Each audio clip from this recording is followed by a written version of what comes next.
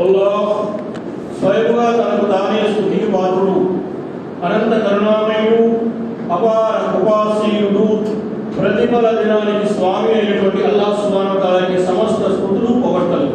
అల్హమ్దులిల్లాహి రబ్బిల్ ఆలమీన్.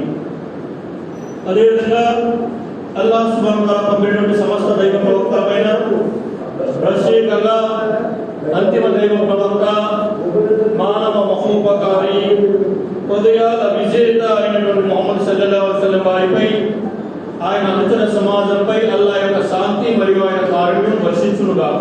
ఆమీన్. ఆమీన్ సుమ్మా ఆమీన్. ప్రియ సోదర మహాశయులారా,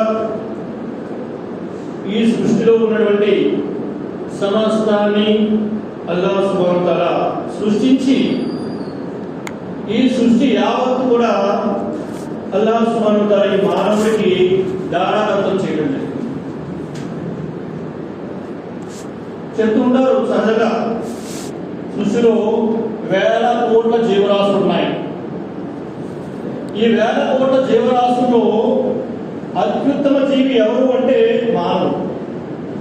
అష్రఫుల్ మఖ్లూక్ అంటారు, అతి శ్రేష్టమైన జీవి.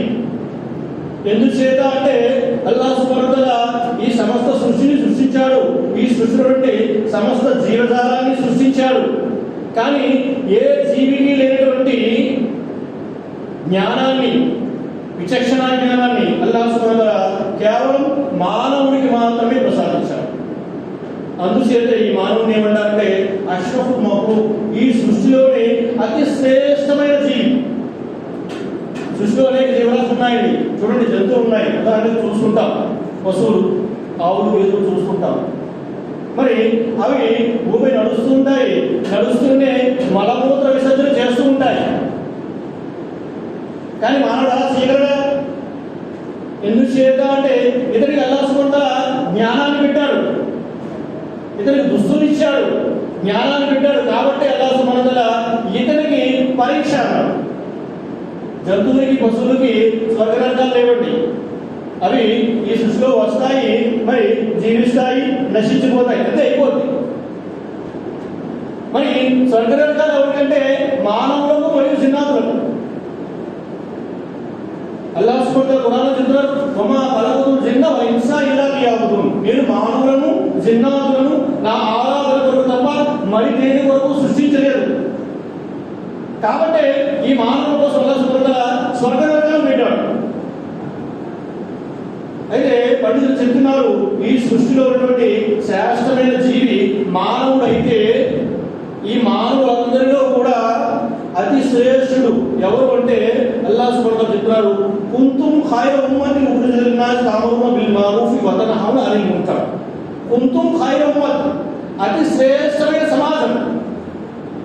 ప్రస్తుతం ప్రపంచంలో 800 కోట్ల మానవులు ఉన్నారండి ప్రపంచవ్యాప్తంగా. ఈ 800 కోట్ల మానవుల్లో అల్లాహ్ సుబ్హానహు వ తఆలా చెప్తున్నారు, అతి శ్రేష్టమైన సమాజం ఎవరు అంటే ఖైర ఉమ్మత్, ఉత్తమ సమాజం ఎవరు అంటే ముస్లింలు అంటాడు అల్లాహ్ సుబ్హానహు వ తఆలా. ముస్లింలు ఉత్తమ సమాజం, వీరిని ఉత్తమ సమాజంగా ఎన్నుకున్నారు. వీరు ఏం చేస్తారంటే ప్రపంచ మానవులకు మార్గం చూపుతారు. ముస్లింలు ఏం చేస్తారంటే సృష్టిలో అతి శ్రేష్టమైన జీవుడు, వీడు ఏం చేస్తారంటే ప్రపంచ మానవులందరికీ మార్గం చూపుతారు. అలా మనల్ని అందుకోసం పంపించారు. కానీ మనం ఏం చేస్తున్నామంటే మార్గం తప్పి తిరుగుతున్నాం. ఈ ప్రపంచంలో విడిచిపెట్టండి, ఈ భారతదేశానికి ఇస్లాం ఎలా వచ్చిందండి? ఈ భారతదేశానికి ఇస్లాం ఎలా వచ్చింది? సహబాలు మరి భారతదేశానికి వచ్చారు. మాలిక్ బిన్ దీనార్ అనేటువంటి ఒక సహాబీ మన భారతదేశానికి వచ్చాడు. ఆయన వచ్చి మలబార్ ప్రాంతంలో ఆయన నివాసం ఏర్పాటు చేసుకున్నాడు. నివాసం ఏర్పాటు చేసుకుని ఆయన వచ్చి రావడమే ఆయన దావతను ప్రారంభించలేదండి. మీరందరూ ఇస్లాంలో వచ్చేయండి, కల్మా చదివేయండి చెప్పడం ప్రారంభించలేదు. ఆయన జీవితం ప్రారంభించాడు. అక్కడ చిన్న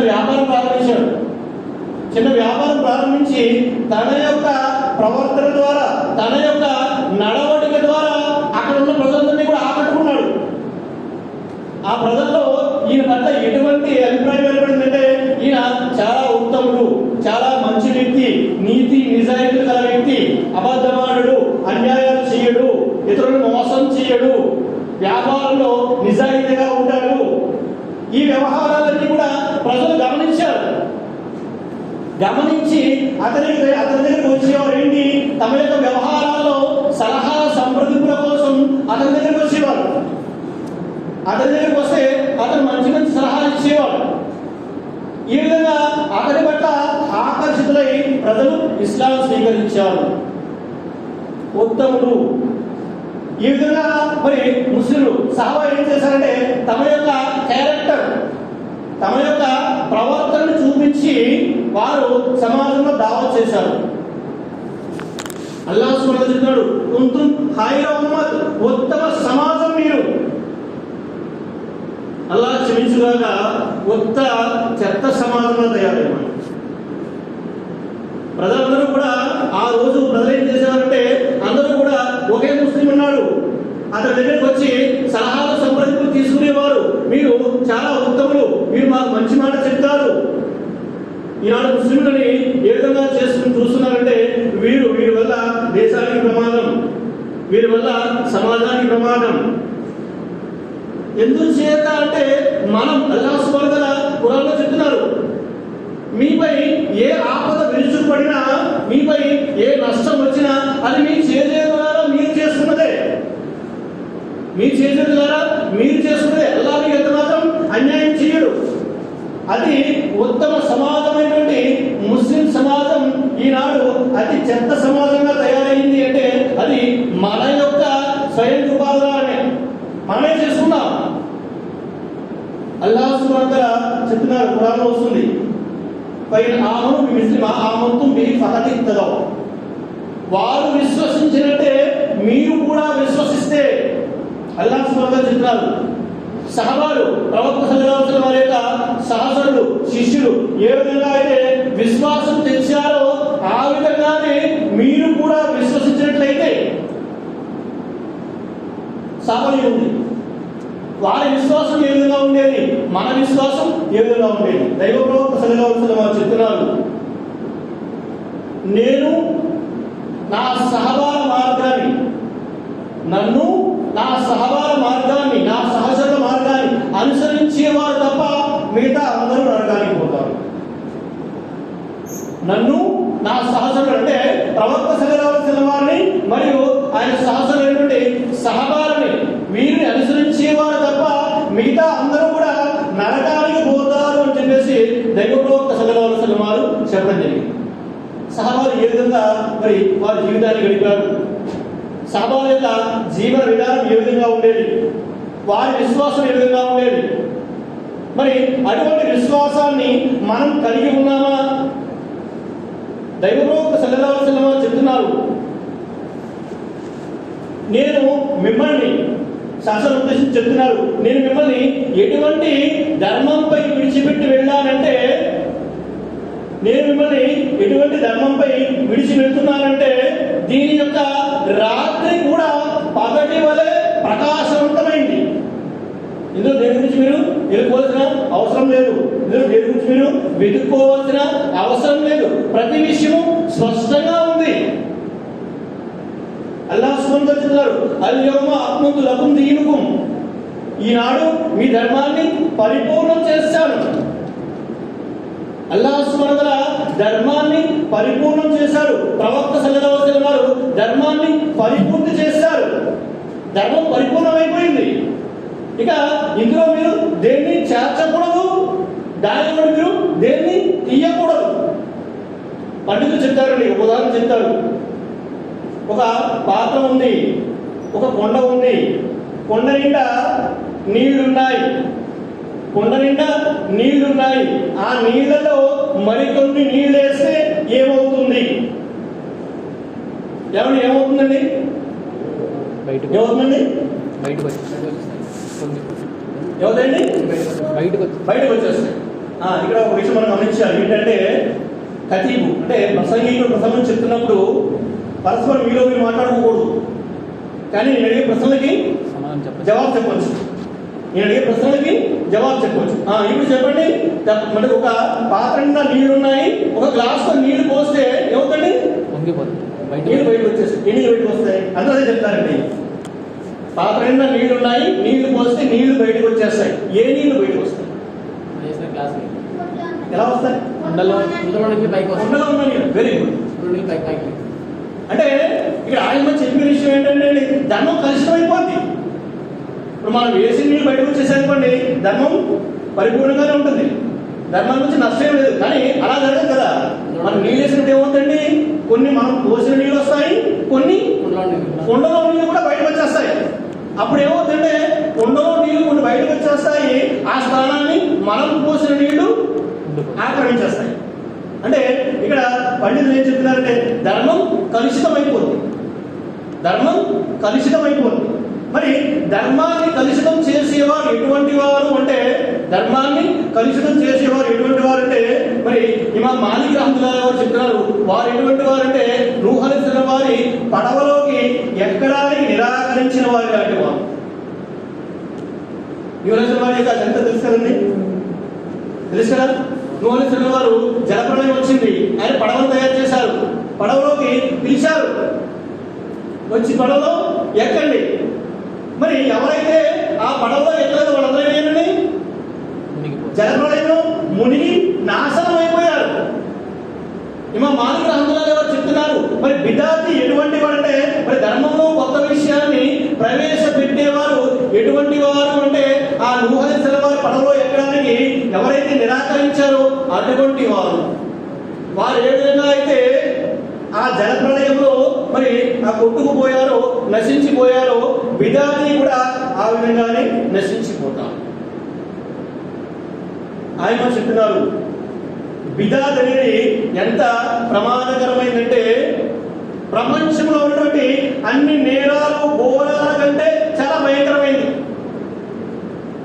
ఉదాహరణ చూడండి, ఒక వ్యక్తి షిర్క్ చేస్తున్నాడు అనుకోండి, ఒక వ్యక్తి షిర్క్ చేస్తున్నాడు, తెలియక చేస్తున్నాడు, చేస్తే ఎవరో వచ్చారు, ఇది తప్పు బాబు, షిర్క్ చేయకూడదని చెప్పారు. కొంతకాలానికి వారు మానేసే అవకాశం ఉంటుంది, తెలుసు కాబట్టి. పాపం పాపం అని తెలుస్తుంది కదా, షిర్క్ చేయడం పాపం కాబట్టి మానేసే అవకాశం ఉంటుంది. కానీ బిదాతి పరిస్థితి అలా కాదు. బిదాతి ఏమనుకుంటాడంటే, నేను చేసేది చాలా పుణ్యకార్యం అనుకుంటాడు. నేను ఇంకా ధర్మంలో సైతాన్ అతను ఏం చేస్తాడంటే ఆ విధంగా ప్రేరేపిస్తూ ఉంటాడు. ఏ విధంగా నువ్వు ఇంకా మంచి పనిలో పురోగమిస్తున్నావు, మంచిలో ముందుకు వెళ్ళిపోతున్నావు కాబట్టి ముందుకు వెళ్ళిపో అని చెప్పేసి ప్రోత్సహిస్తూ ఉంటాడు. ఇతరేమనుకుంటాడంటే నేను చేసేటువంటి ప్రతి పని కూడా మరి మరింత అల్లాహ్ దగ్గర చేస్తుంది అనుకుంటాడు. మరి అనుకుని ఈ విధాలు చేసుకుంటూ వెళ్ళిపోతాడు. ఈ విధంగా అతను నష్టపోతాడు, సైతాన్ అతన్ని మోసంలో పడవేస్తాడు. ఆయన చెప్తున్నారు, మరి షిర్క్ కంటే కూడా బిదాత్ చాలా ప్రమాదకరమైంది. షిర్క్ చేసేవాడిని తౌహీద్లోకి తీసుకురావచ్చు, కానీ ఒక బిదాతిని మరి సరైన ధర్మం వైపు తీసుకురావడం చాలా కష్టం అన్నారు. ఎందువల్ల అంటే షిర్క్ చేసేవాడు ఏదో ఒక రోజు తెలుస్తుంది, నేను చేస్తుంది పాపం అని. బిదాతికి తాను చేసేది తప్పు అనే విషయం అతనికి తెలియదు కాబట్టి అతను ఇంకా మరింత ముందుకి వెళ్ళిపోతూ ఉంటాడు అని చెప్పేసి ఆయన చెప్పింది. మిత్రులారా, అల్లాహ్ సుబ్హానహు వ తఆలా సరైనటువంటి సవ్యమైనటువంటి ధర్మాన్ని మనకి చూపించాడు, ఇస్లాం ధర్మాన్ని ప్రసాదించాడు. అది గొప్ప అనుగ్రహం. ఈ ప్రపంచంలో మానవుడికి దొరికేటువంటి ఒక మహదానుగ్రహం ఏంటంటే, ఒక గొప్ప అనుగ్రహం ఏంటంటే ఇస్లాం ధర్మం దొరకడం. ఒకసారి మనం చెప్పాను లేదు,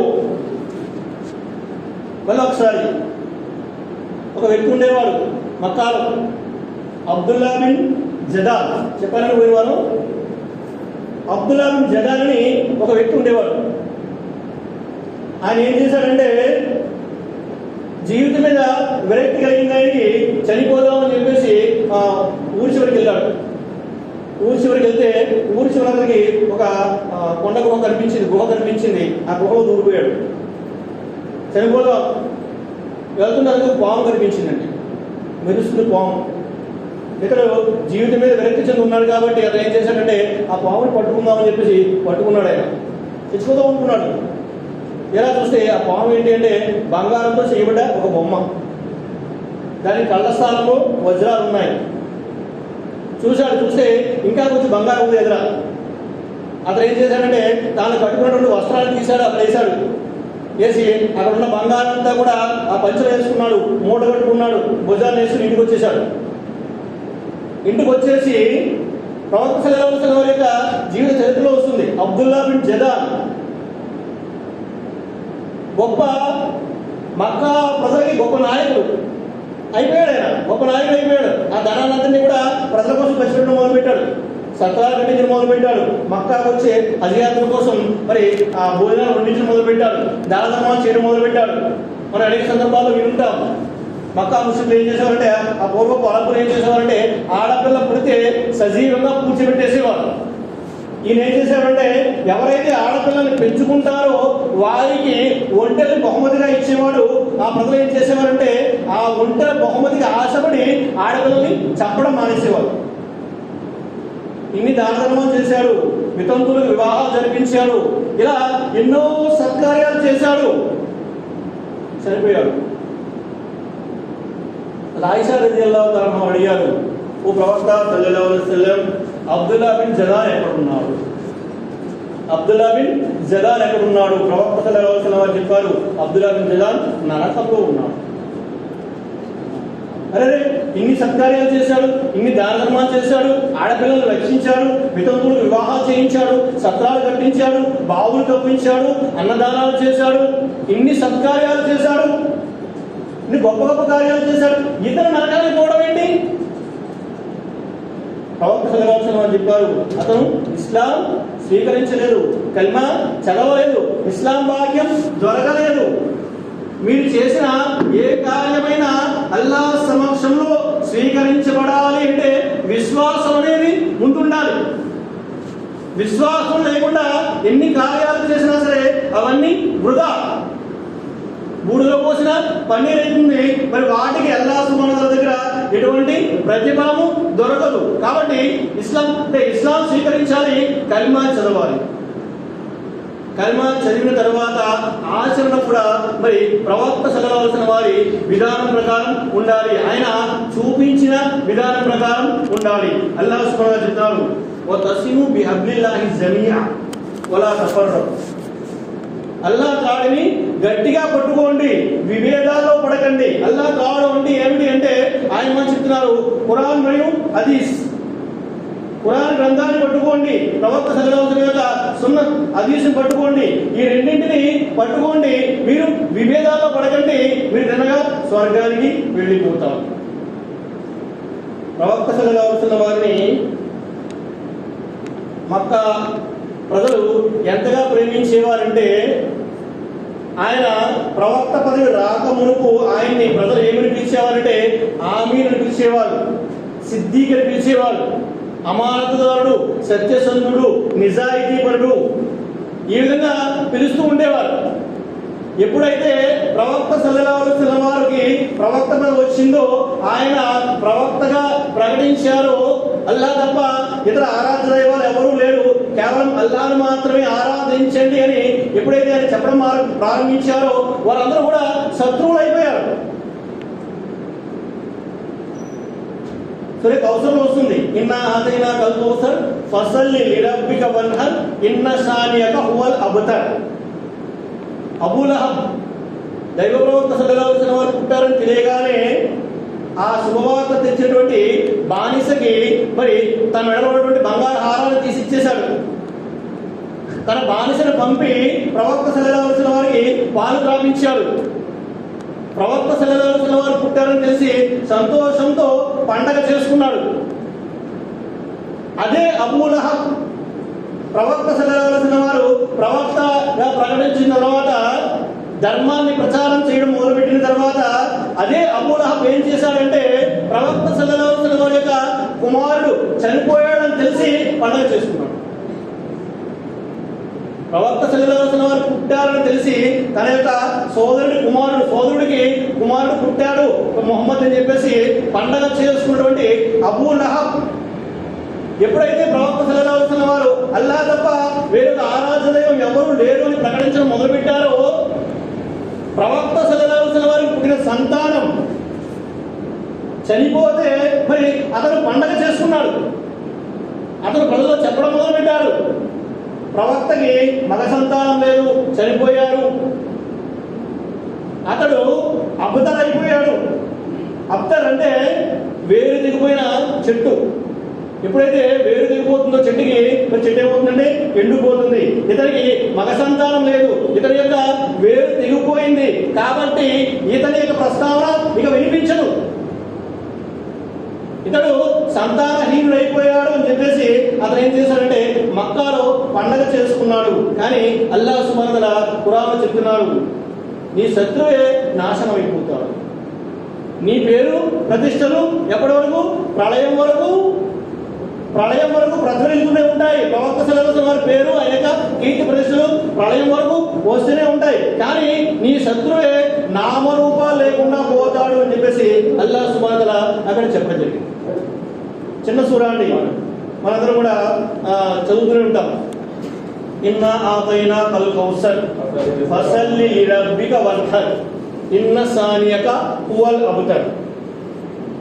దాని యొక్క అర్థం ఇన్నా ఆతైనా కల్ కౌసర్, ఓ ప్రవక్త మేము నీకు కౌసర్ని ప్రసాదిస్తాము. కౌసర్ అంటే తెలుసా అండి? విన్నారా కౌసర్ గురించి? జన్నత్లో ఒక కాలువ. ప్రవక్త సల్లల్లాహు అలైహి వసల్లం వారు తీర్పు మైదానంలో చెప్పారు సహబాలతో, నేను అందరికంటే ముందుగా కౌసర్ దగ్గర చేరుకుంటాను. ఆ కౌసర్ ఎలా ఉంటుంది అంటే దాని యొక్క నీళ్లు పాల కంటే తెల్లగా ఉంటాయి, మరి తేనె కంటే మధురంగా ఉంటాయి. దాని చుట్టూ మరి ఆకాశంలో నక్షత్రాల వలె పూజాలు పేర్చి ఉంటాయి. నేను అందరికంటే ముందుగా అక్కడికి చేరుకుంటాను. చేరుకుని మరి అక్కడ మీకోసం ఎదురు చూస్తూ ఉంటాను. ఒక సామి వచ్చారు ఒకసారి, ప్రవక్త సల్లల్లాహు అలైహి వసల్లం, ప్రపంచంలో మాపై మా నాయకులు దౌర్జన్యం చేస్తే మేమేం చేయాలి? ప్రవక్త సల్లల్లాహు అలైహి వసల్లం చెప్పారు, ఆమె కౌసర్ దగ్గర నన్ను కలుసుకునేంత వరకు సహనం వహించు. కౌసర్ దగ్గర నన్ను కలుసుకునేంత వరకు సహనం వహించు. ఇలాంటి హదీసులు అనేకం ఉన్నాయి. కౌసర్ గురించి, కౌసర్ కాలం గురించి ఆయన చెప్తున్నారంటే ఏం చెప్తున్నారంటే ఇవి ముతవాతిర్ హదీసులు. అంటే అనేక మంది సహబాలు ఈ హదీసులు ఉల్లేఖించారు.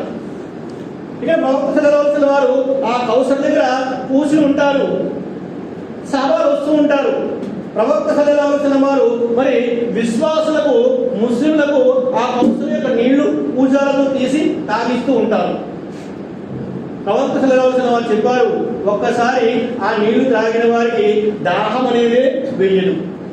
మిత్రులారా, ఇక్కడ మనం చెప్పుకునే విషయాలు ప్రవక్త సల్లల్లాహు అలైహి వసల్లం వారి గురించి ఆయన చెప్పిన మాటలు చెప్పుకుంటున్నాం. మరి ముందుగా మనకి ప్రవక్త సల్లల్లాహు అలైహి వసల్లం వారిపై విశ్వాసం ఉండాలి. ఆ తర్వాత ఆయన చెప్పే మాటలపై విశ్వాసం ఉండాలి. సాధారణంగా ప్రజలలో ఎలా ఉంటుందంటే ఇలాంటివి చాలా వింటుంటామండి, ఇలాంటి కథలు చాలా వింటుంటామండి. ప్రవక్త సల్లల్లాహు అలైహి వసల్లం వారి మాటలపై ముస్లింలకైతే నమ్మకం లేదు, కానీ అవిశ్వాసులు నమ్ముతున్నారు. అవిశ్వాసులు వాటిని నమ్ముతున్నారండి. ఎందుచేత అంటే ప్రవక్త సల్లల్లాహు అలైహి వసల్లం వారు చెప్పారు, ప్రళయ సమీప కాలంలో విశ్వాసులు ముస్లింలు యూదులపై విజయం సాధిస్తారు. యూదులు పారిపోతూ ఉంటారు. ప్రతి రాయి వెనకాల, ప్రతి రప్ప వెనకాల వారు దాక్కుంటారు. ప్రతి పుట్ట వెనకాల, ప్రతి చెట్టు వెనకాల వారు దాక్కుంటారు. ప్రతి రాయి ముస్లింలను పిలుస్తుంది, ఓ ముస్లిం, ఇక్కడ యూదుడు దాక్కున్నాడు, వీడిని అంతం చెయ్యి. ప్రతి రాయి చెప్తుంది, ఓ ముస్లిం, ఇక్కడ యూదుడు దాక్కున్నాడు, ఇక్కడ వచ్చి అంతం చెయ్యి. ప్రతి పుట్ట, ప్రతి చెట్టు చెప్తుంది. కానీ ప్రవక్త సల్లల్లాహు అలైహి వసల్లం వారు చెప్పారు, గరకద్రే నుండి ఒక చెట్టు ఉంది, అది చెప్పదన్నారు. గరకద్రే నుండి ఒక చెట్టు ఉంది, అది చెప్పదన్నారు. ఇజ్రాయెల్ వెళ్ళి చూడండి, ప్రతి ఇంట్లో అవే చెట్టు. ఇజ్రాయెల్ దేశమంతా చూడండి, ప్రతి చోట అవే చెట్టు. వారికి నమ్మకం ఉంది, వారికి నమ్మకం ఉంది. ప్రవక్త సల్లల్లాహు అలైహి వసల్లం వారు చెప్పిన మాట తూచా తప్పకుండా నెరవేరుతుంది. మమ్మల్ని రక్షించేది ఈ గరకల చెట్టే. కాబట్టి వాళ్ళు ఏం చేస్తున్నారంటే వారి ఇళ్లలో, వారి దేశంలో, వారి ప్రాంతాల్లో గరకల చెట్టుని పెంచుతున్నారు. ఎందుచేత అంటే అవి మమ్మల్ని రక్షిస్తాయి. ఎందుచేత అంటే వారికి ప్రవక్త సల్లల్లాహు అలైహి వసల్లం మాటపై విశ్వాసం ఉంది. మనకుందా? ప్రవక్త సల్లల్లాహు అలైహి వసల్లం చెప్పిన మాటపై విశ్వాసం మనకుందా? ఉంటే వినండి. ప్రవక్త సల్లల్లాహు అలైహి వసల్లం వారు చెప్తున్నారు, మరి ఆ కౌసర్ కాలం దగ్గర నేను కూర్చుని ఉంటాను, అందరూ వస్తూ ఉంటారు, నేను వాళ్ళకి నీళ్లు తాగిస్తూ ఉంటాను. కొంతమంది వస్తూ ఉంటారు, వారిని దైవదూతలు వెనక్కి నెట్టేస్తూ ఉంటారు. కొంతమంది వస్తూ ఉంటారు, దైవదూతలు ఏం చేస్తుంటారంటే వారిని వెనక్కి నెట్టేస్తూ ఉంటారు. నేను చెప్తాను, ఓ దూతలారా వారిని రానివ్వండి, వారు నా ఉమ్మతీయులే, వారు కూడా నా వారే, వారు కూడా ముస్లింలే, వారిని రానివ్వండి. ప్రవక్త సల్లల్లాహు అలైహి వసల్లం వారు చెప్తుంటారు రానివ్వండి. మరి వారు చెప్తారు, ఓ ప్రవక్త సల్లల్లాహు అలైహి వసల్లం మీకు తెలియదు, మీరు వెళ్ళిపోయిన తర్వాత మీ ధర్మంలో ఎన్ని మార్పులు చేర్పులు చేశారో. మీరు వెళ్ళిపోయిన తర్వాత మీ ధర్మాన్ని మార్చేశారు. మీ ధర్మంలో లేని కొత్త కొత్త విషయాల్ని తీసుకొచ్చి కల్పించారు. మీరు బిదాత్లకు పాల్పడ్డారు. చెప్పగానే ప్రవక్త సల్లల్లాహు అలైహి వసల్లం వెంటనే చెప్తారు, అయితే ఓ దుర్మార్గులారా మీరు ఇక్కడి నుంచి దూరంగా వెళ్ళిపోండి, మీరు నా వారు కాదని చెప్పేసి ప్రవక్త సల్లల్లాహు అలైహి వసల్లం వారు చెప్పడం జరుగుతుంది. అంటే ప్రవక్త సల్లల్లాహు అలైహి వసల్లం వారు వారిని చూసి అనుకుంటారు, వారు కూడా ముస్లింలే, వారు కూడా నా ఉమ్మతీయులే, కాబట్టి రానివ్వండి. దూతలు చెప్తారు, వారు మీరు వెళ్ళిన తర్వాత మీ యొక్క ధర్మాన్ని మార్చేశారు. కొంతమంది చెప్తారండి, ప్రవక్త సల్లల్లాహు అలైహి వసల్లం వారు కవర్లో ఉన్నారు, ఆయన అన్నీ చూస్తున్నారు, ఆయన అన్నీ తెలుస్తాయి, ఆయన అన్నీ వింటారు. అన్నీ వింటే, అన్నీ తెలిస్తే మరి ఈ ధర్మాన్ని మార్చేసిన వారి గురించి ఆయనకు తెలియదండి? ఈ ధర్మాన్ని మార్చేసే వాళ్ళ గురించి ఆయనకు తెలియదా? ఆయన కూడా అక్కడ మరి ఈ హదీస్ ప్రకారం వస్తుంది, ఆయన కూడా అక్కడ ఏం పొరపడతారు, వీరు కూడా నా ఉమ్మతీయులే, వీరు కూడా మా ధర్మానికి చెందిన వారే, వీళ్ళు కూడా రానివ్వండి, వీళ్ళు కూడా నీళ్లు తాగిస్తాం. కానీ దైవదూత చెప్తారు, ఓ ప్రవక్త మీరు వెళ్ళిపోయిన తర్వాత వీరు మీ ధర్మాన్ని మార్చేశారు, మీ ధర్మంలో లేని కొత్త కొత్త విషయాన్ని తీసుకుని వచ్చి కల్పించారు. మనం ప్రతి ఖుత్బాలో కూడా చదువుతామండి, కుల్లు బిదాతిన్ జలాల వ కుల్లు జలాలతిన్ ఫిన్నార్. ప్రతి బిదాతు మార్గభ్రష్టత్వం, అది ఎక్కడ తీసుకుపోతుందంటే నరకానికి తీసుకుపోతుంది.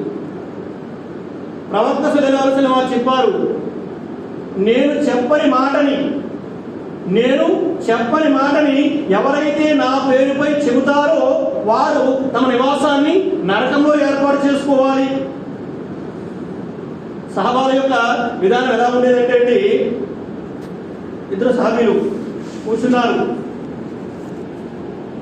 కూర్చుంటే ఒక ఆయన వచ్చి ఆయన అడుగుతున్నారు, ఏమండి గురువు గారు ఫలానా విషయం, ఈ విషయం గురించి ప్రవక్త సల్లల్లాహు అలైహి వసల్లం వారు ఏం చెప్పారు, ఎలా ఉంది అనగానే ఆ ఇద్దరులో ఒక ఆయన తొందరగా చెప్తున్నారు అనమాట, ఈ విషయం ఇలా ఉంది, ప్రవక్త సల్లల్లాహు అలైహి వసల్లం వారు ఇలా చెప్పారు. రెండో ఆయన అబ్దుల్లా, ఆయన అంటున్నాడు అల్హమ్దులిల్లా అల్లాహ్ నన్ను కాపాడాడు. అడిగారు, ఏంటండి అలా అంటున్నారు, ఏంటన్నమాట అంటే ఆయన వచ్చి అడిగారు కదా, మన ఇద్దరు ఉన్నాం, ఎవరో ఒక దానికి సమాధానం చెప్పాలి. మీరు చెప్పేశారు, నేను బతికిపోయాం. మీరు చెప్పేశారు, అర్థమవుతుందండి నేను చెప్పింది అన్నా, చెప్పేవాడు నేను అర్థమవుతుందండి. మీరు చెప్పేశారు, నేను బతికిపోయాను అంటే ఒకవేళ నేను చెప్పాల్సి వచ్చి, మీరు చెప్పేశారు కాబట్టి సరిపోయింది అది. ఒకవేళ మీరు చెప్పలేదు, ఒకవేళ నేను చెప్పాల్సి వచ్చి అందులో ఏదైనా పొరపాటు జరిగితే, చెప్పిన విషయంలో ఏదైనా పొరపాటు దొరికితే ప్రవక్త సల్లల్లాహు అలైహి వసల్లం వారు ఏం చెప్పారు, నేను చెప్పని మాటని ఎవరైతే నా పేరుపై చెబుతారో వారు తమ నివాసాన్ని ఎక్కడ ఏర్పాటు చేసుకోవాలండి? నరకంలో ఏర్పాటు చేసుకోవాలి. కాబట్టి అల్లాహ్ నన్ను కాపాడాలని చెప్పి అందు గురించి నేను అల్లాహ్కి కృతజ్ఞతలు చెప్పుకున్నాను, అల్హమ్దులిల్లా అన్నానని చెప్పేసి ఆయన చెప్పడం జరిగింది. సహబాలు అంతగా భయపడేవారు. ప్రతి విషయం ప్రవక్త సల్లల్లాహు అలైహి వసల్లం యొక్క విధానం ప్రకారం మనం చేసే ఆచరణ ఉందా లేదా? ప్రతి విషయము వారు చూసుకునేవారు, అల్లాహ్తో భయపడేవారు. ఎందుచేత అంటే ప్రవక్త సల్లల్లాహు అలైహి వసల్లం వారి యొక్క చేతుల మీదుగా ఆ కౌసర్ యొక్క పానీయాన్ని తాగే అదృష్టాన్ని ఎక్కడ కోల్పోతాము అని.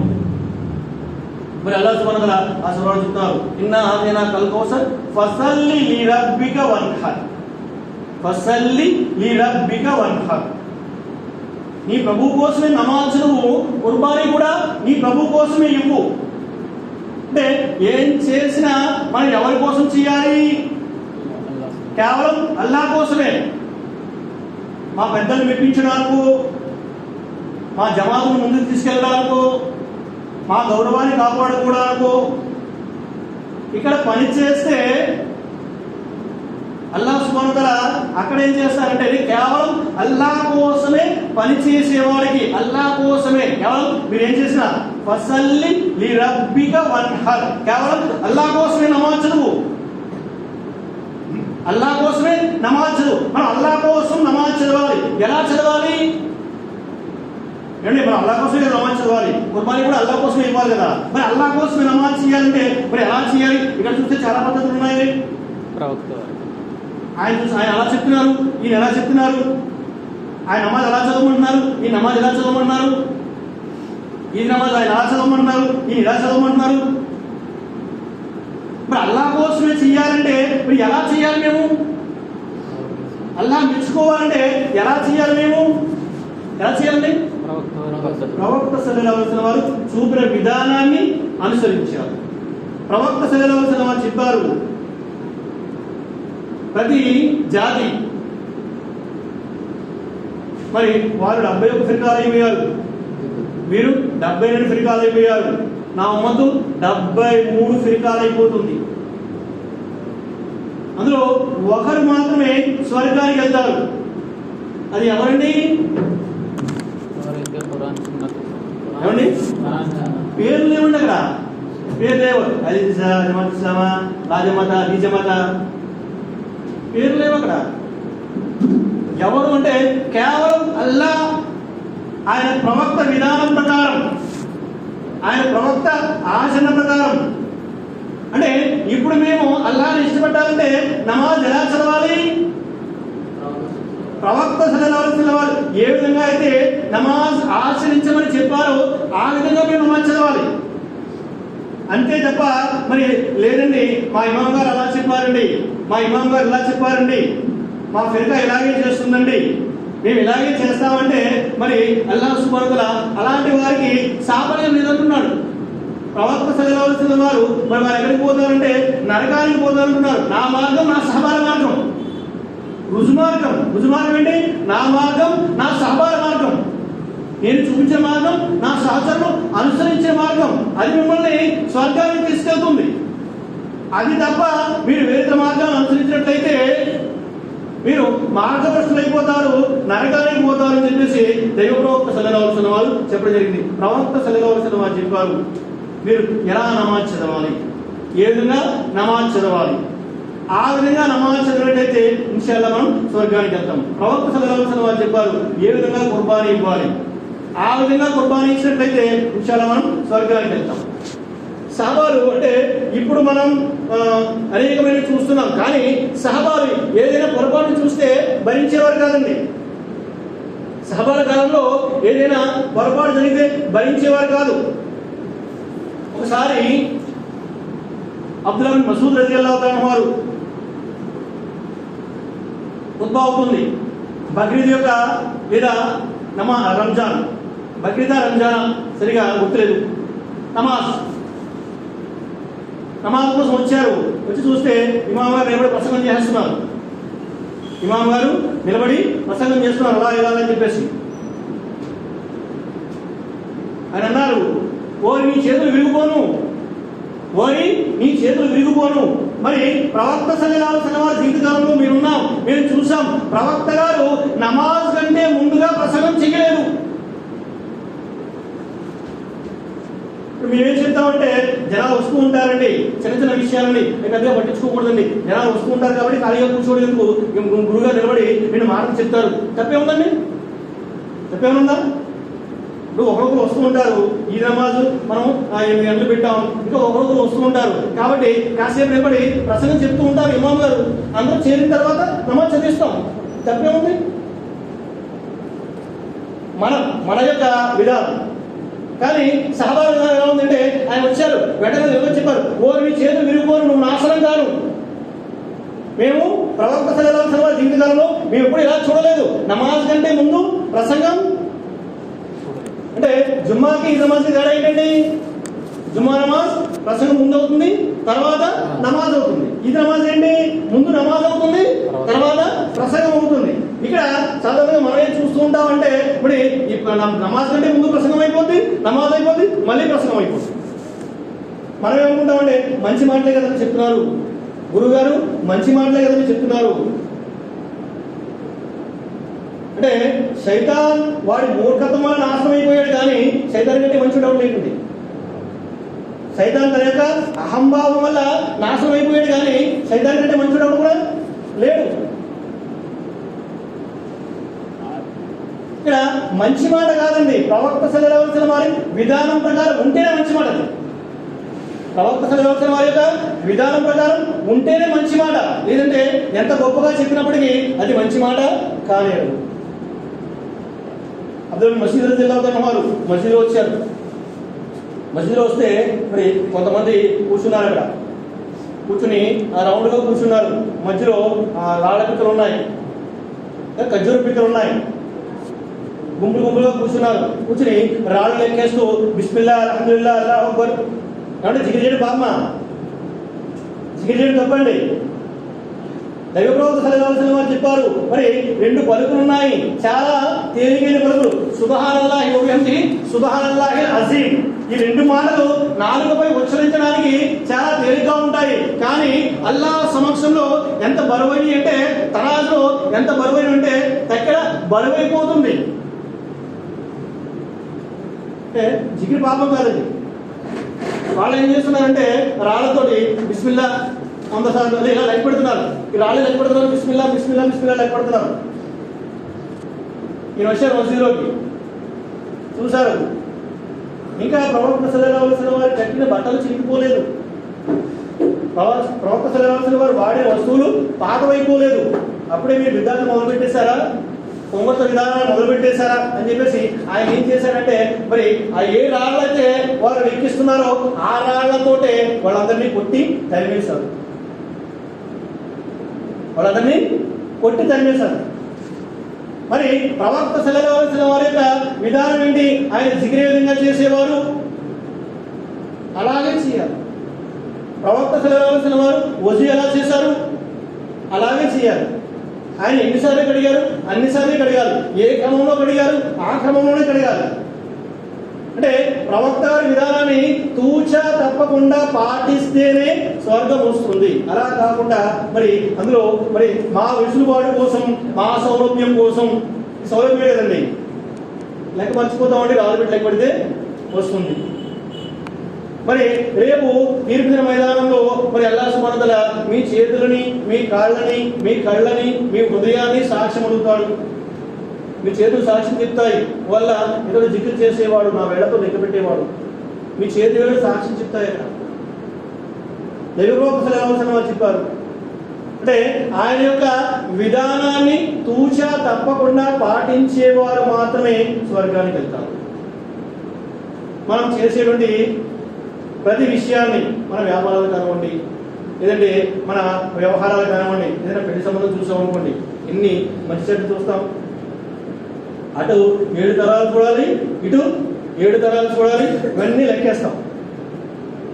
అంటే మార్కెట్లో వెళ్ళి ఏదైనా కొనేటప్పుడు అస్మాన్ చెప్తుంటారు, మనం వినేటో వంకాయ కొనేటప్పుడు చూస్తాడటండి, ఇది ఉచ్చా సచ్చా అని చెప్పేసి. కేజీ 10 రూపాయలు వంకాయ కొనేటప్పుడు చూస్తాడట, అది మంచిదా చెడ్డదా అని. ఒక కొండ కొనేటప్పుడు చూస్తాడట, అది పనికొస్తుందా పనికిరాదా, మన్నుతుందా మన్నదా అని. ఇలా ప్రతి వ్యవహారాన్ని చూస్తాడు. కానీ ధర్మం దగ్గరికి వచ్చేసరికి అడిగి అంత ఓపిక లేదు.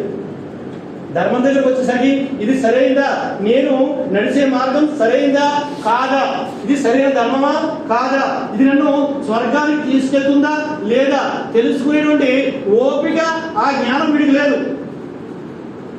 ప్రపంచం కోసం అయితే మరి చాలా జ్ఞానాన్ని సంపాదిస్తాడు, వ్యాపారం చేయడానికి, ఉద్యోగం చేయడానికి ఎంక్వైరీ చేస్తాడు. సంబంధం ఉండడానికి ఏం చేస్తాడని ఆ పక్కోళ్ళని ఈ పక్కోళ్ళని అందరినీ ఎంక్వైరీ చేస్తాడు. అంటే ప్రాపంచిక వ్యవహారాలు మంచిది కోసం అనేక కూపీలు లాగుతాడు, ఎంక్వైరీలు చేస్తాడు. కానీ తాను ఆచరించేటువంటి ధర్మం అది స్వర్గానికి తీసుకెళ్తుందా లేదా తెలుసుకునేటువంటి ఓపిక లేదా ఆ జ్ఞానం వీడికి లేదు. అందరూ వెళ్తున్నారండి అందరితో పాటు, అందరూ వెళ్తున్నారండి అందరితో పాటు. అల్లా క్షమించుగాక, అల్లా క్షమించుగాక. ఒక ఆయన చెప్పాడు చాలా సంవత్సరాల క్రితం, నన్ను అడిగాడు ఆయన, పలానా చోట ముస్లిం సమూహం ఎక్కువ సమూహం ఉంది, పలానా చోట తక్కువ సమూహం ఉంది, నువ్వు ఏ సమూహంతో కలుస్తావు? అప్పటికి నేను తక్కువ సమూహంతోనే కలుస్తున్నాను అప్పుడు.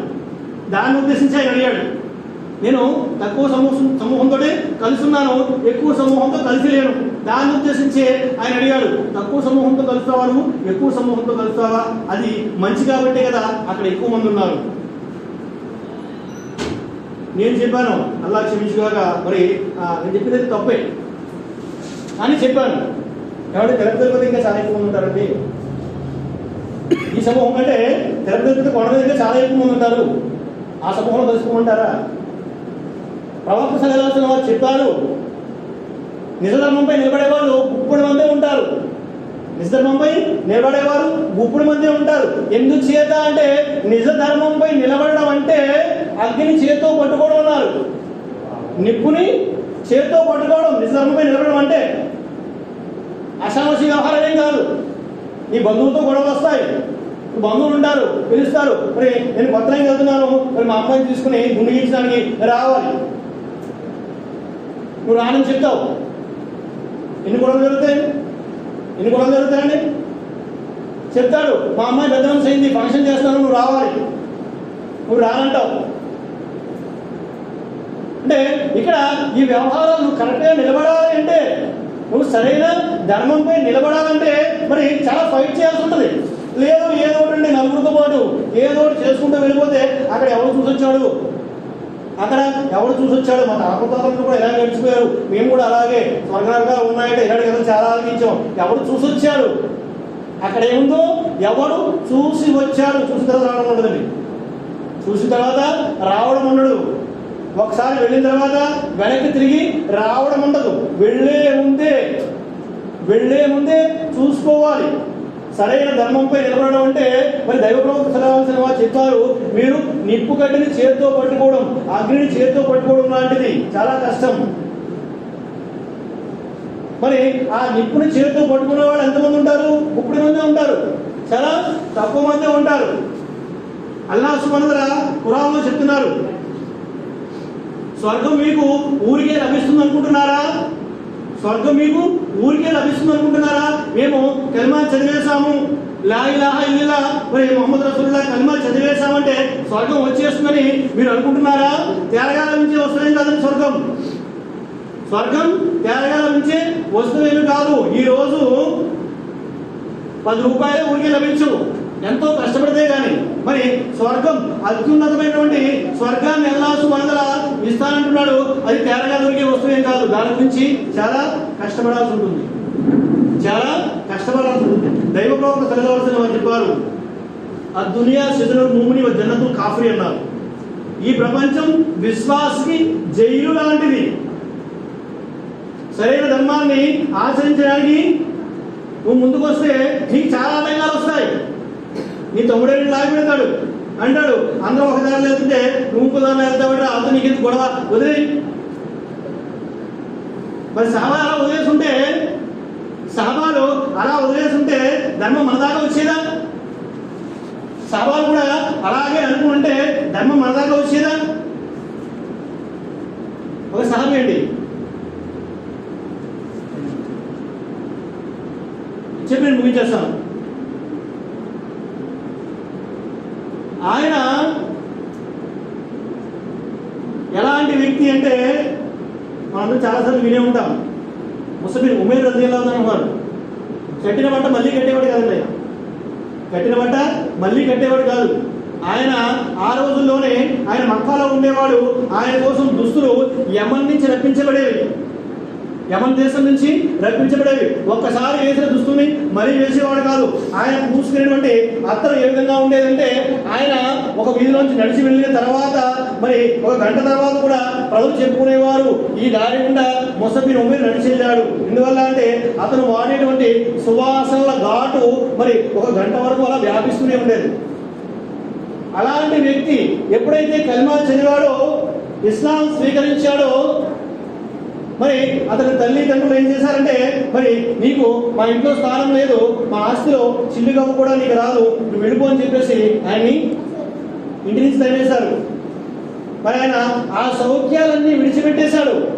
విడిచిపెట్టేసి కేవలం ఒక జత దుస్తులతో ఒక మొదటి అంబలి కట్టుకుని ప్రవక్త సల్లల్లాహు అలైహి వసల్లం వారి దగ్గరికి వచ్చేసారు. మరి ఆ ఇష్టం చాలా కలుగుతుంటుంది. అయితే ప్రవక్త సల్లల్లాహు అలైహి వసల్లం వారు ఆయన్ని మక్కా నుంచి మదీనా పంపించారు. మదీనా పంపిస్తే ప్రవక్త సల్లల్లాహు అలైహి వసల్లం వారు మక్కా నుంచి మదీనా హిజ్రత్ చేసే సమయానికి ఆయనకి స్వాగతం పలకడానికి ఒక పెద్ద సమూహం వచ్చింది అక్కడికి, ప్రవక్త సల్లల్లాహు అలైహి వసల్లం వారిని స్వాగతం చెప్పడానికి. ఆ సమూహం అంతా, ఆ జనమంతా ఎలా తయారయ్యారంటే, ఈయన ఆ మొదటి కంబని చుట్టుకుని మదీనా వచ్చి మదీనాలో ధర్మ ప్రచారాన్ని చేయడం మొదలుపెట్టాడు. ధర్మ ప్రచారం చేసి మొట్టమొదటి ఇస్లామియ చరిత్రలో మొట్టమొదటి దాయి అయిన, మొట్టమొదటి ప్రసంగికుడు అయిన, ధర్మాన్ని ప్రచారం చేయడం మొదలుపెట్టాడు. మరి పెద్ద సమూహాన్ని అయినా తయారు చేశాడు. నాకు ఈ కష్టాలంటే ఒక పూట తిని ఒక పూట తినక, మరి నాకు ఈ కష్టాలన్నీ ఎందుకు, మరి చక్కగా మరి ఒక రోజు కట్టిన బట్ట ఇంకో రోజు కట్టట్లేదు, మరి నేను పూసుకునే అత్తలు ఎవరు కూడా వాడట్లేదు, ఈ సౌఖ్యాలన్నీ వదిలేసి వాటి కోసం వెళ్ళాలా? మేమైతే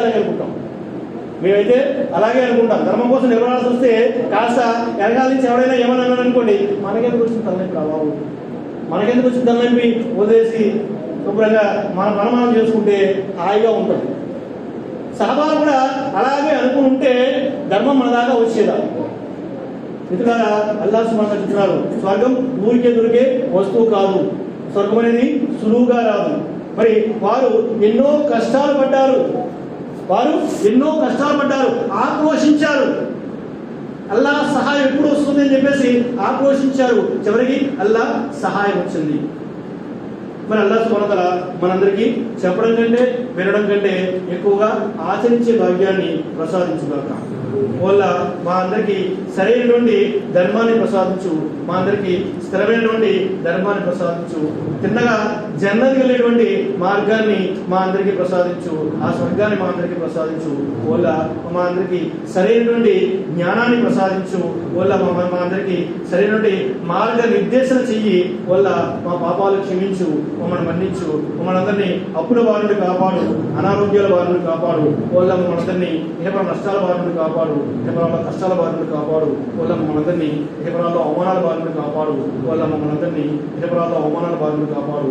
వల్ల మా అందరికీ ఇహపరాల్లో ఉన్నతమైన స్థానాన్ని ప్రసాదించు, కబర శిక్షల బారిని కాపాడు, ఆ నరకాన్ని శిక్షలను రక్షించు. వల్ల మేమంతా ఈ ప్రపంచంలో ఏ విధంగా అయితే మా భార్య పిల్లలతో, బంధుమిత్రులతో, స్నేహితులతో కలిసిమెలిసి అన్యోన్యంగా జీవిస్తున్నామో, అదే విధంగా ఆ పరలోకంలో జన్నతుల్ ఫిర్దౌస్లో జీవించే భాగ్యాన్ని మా అందరికీ ప్రసాదించు. ఆమీన్ సుమ్మా ఆమీన్. వాగురు దావానా అల్హమ్దులిల్లాహి రబ్బిల్ ఆలమీన్. అస్సలాము అలైకుం వరహ్మతుల్లాహి వబరకాతుహు.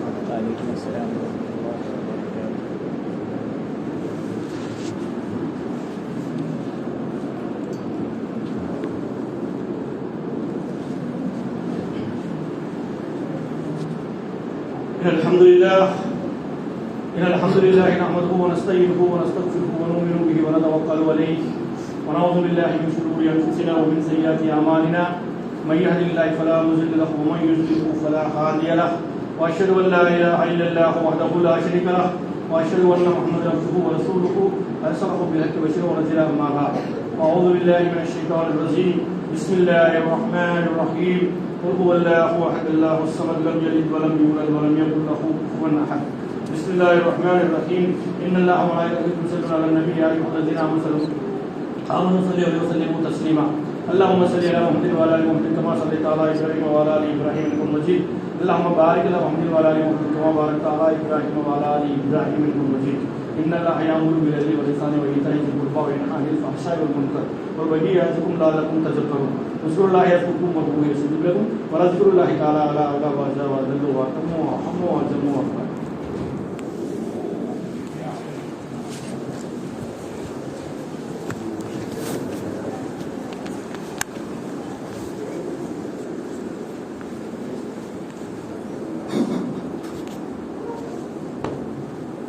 Allahu Akbar, Allahu Akbar, Allahu Akbar, Allahu Akbar.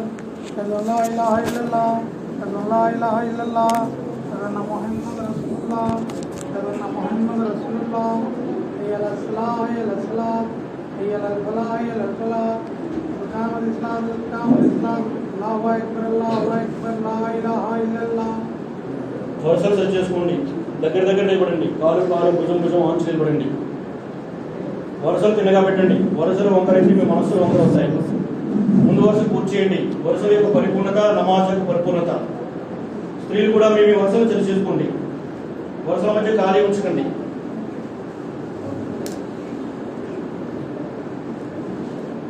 అల్లాహు అక్బర్.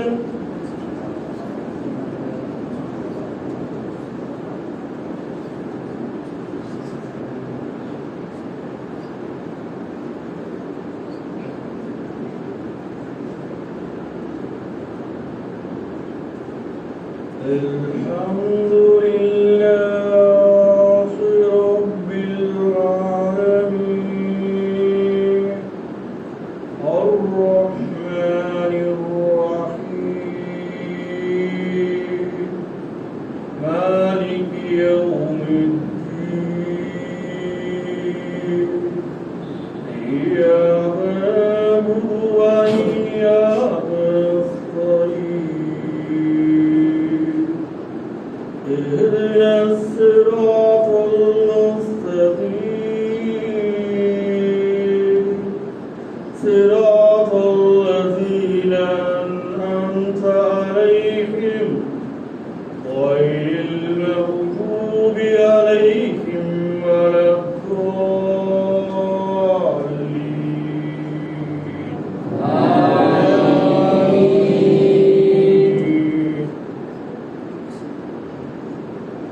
سبح اسم ربك الأعلى الذي خلق فسوى والذي قدر فهدى والذي أخرج المرعى فجعله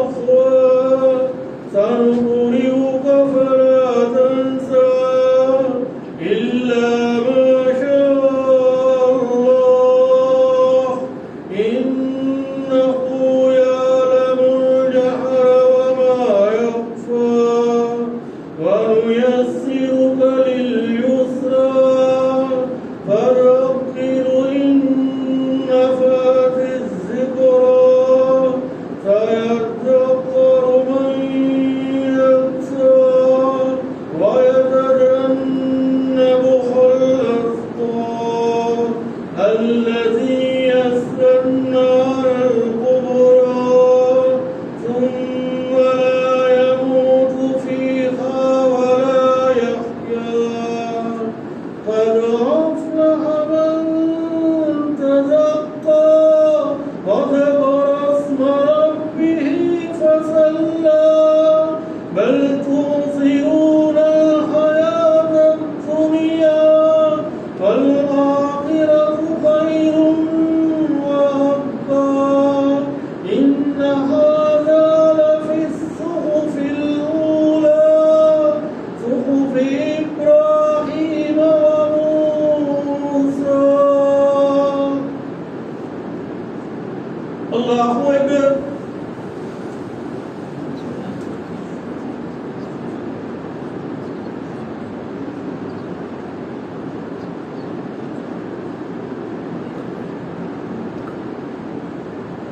سمع الله لمن حمده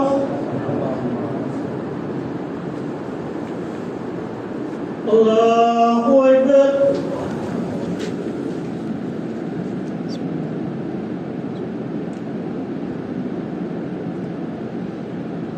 الله أكبر. الله أكبر.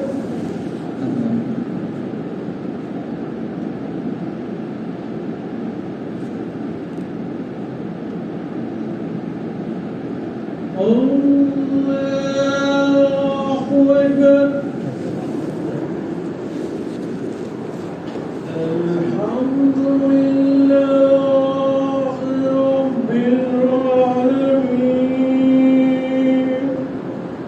الرحمن الرحيم مالك يوم الدين إياك نعبد وإياك نستعين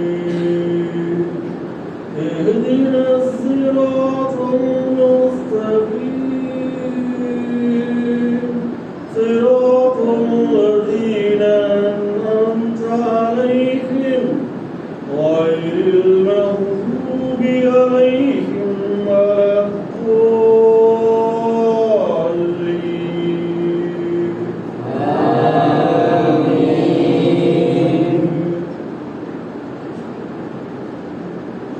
أفلا ينظرون إلى الإبل كيف خلقت وإلى السماء كيف رفعت وإلى الجبال كيف نصبت وإلى الأرض كيف سطحت فذكر إنما أنت مذكر لست عليهم بمسيطر إلا من تولى وكفر فيعذبه الله العذاب الأكبر إن إلينا إيابهم ثم إن علينا حسابهم. الله أكبر.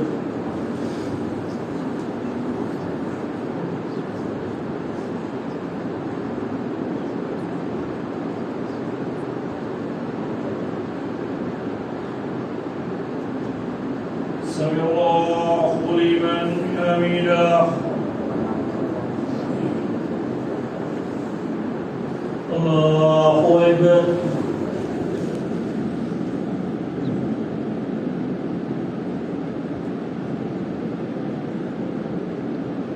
الله أكبر.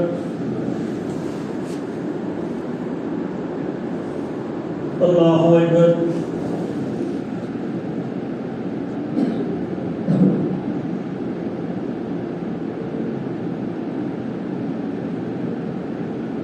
الله أكبر.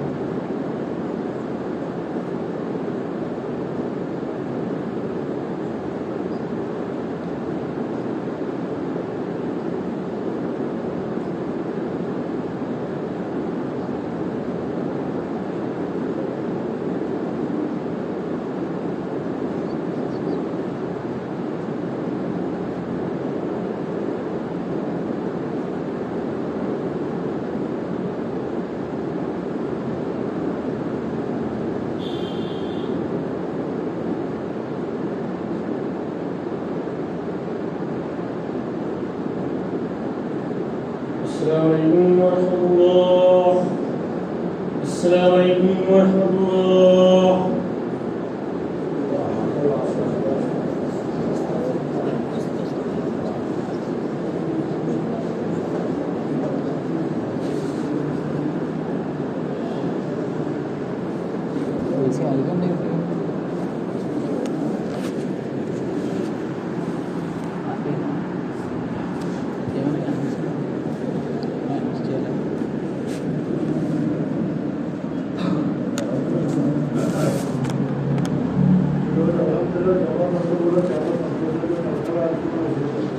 అదేవిధంగా ఆడలు కూడా కూర్చున్నారని చెప్పి నేను ఆశిస్తున్నాను. ఈరోజు మా శ్రీగారు అయినటువంటి డాక్టర్ గారు రాజపూర్ గారు మా ఉద్యోగులుగా ఇంటిపల్లి పుట్టాలని ఆ కారణంగా ఈరోజు మా సభ్యులు మా సిద్ధులు మా మేనడు వాళ్ళ ఆధ్వర్యంలో ఆ ఇంటి పూర్తయిన కార్యక్రమం సందర్భంగా మధ్యలో భోజనాలు తింటున్నారు. కాబట్టి వచ్చినటువంటి జమాత్ వచ్చినటువంటి జమాత్ అందరూ కూడా ఆడవాళ్ళు మగవాళ్ళు చిన్నలు పెద్దలు అందరూ కూడా భోంచేసి వెళ్ళవలసిందిగా కోరుతున్నాం. అదేవిధంగా ఇప్పటి వరకు కూడా మన రంజాన్ ముందు రంజాన్ అయిపోయిన తర్వాత కూడా గురుగారి గురించి చాలా ఇబ్బందుల్లో ఉన్నాం.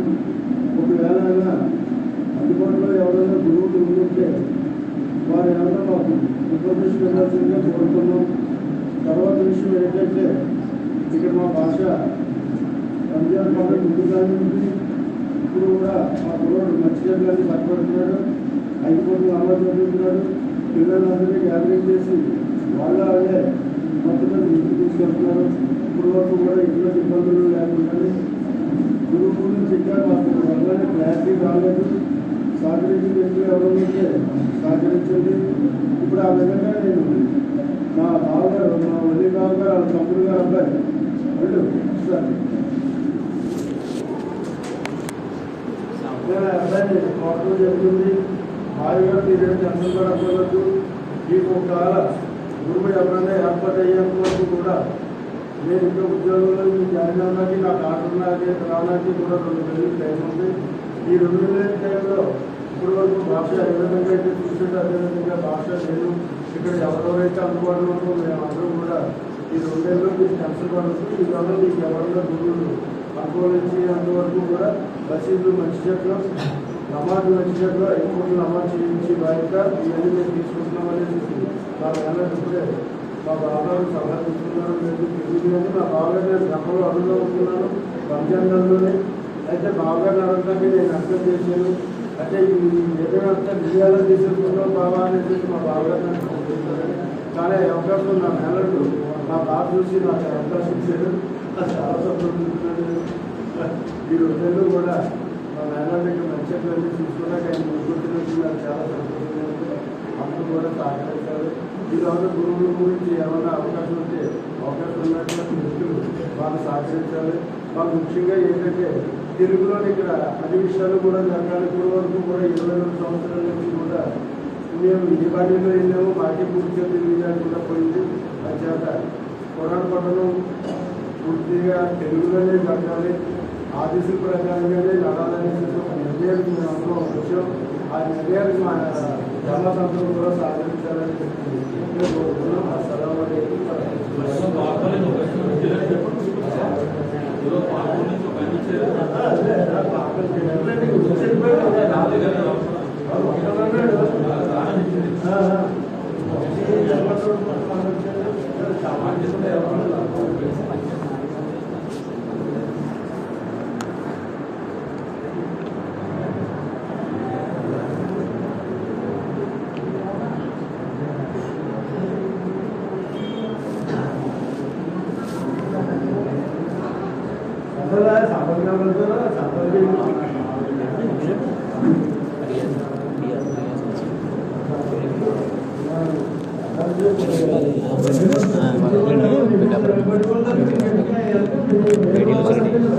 ఢిల్లీలో లాస్ట్ వీక్ వచ్చేవాడిని. సెంట్రల్ గవర్నమెంట్ సెలక్షన్ దానికోసమని వెరిఫికేషన్కి వెళ్ళాను అనమాట.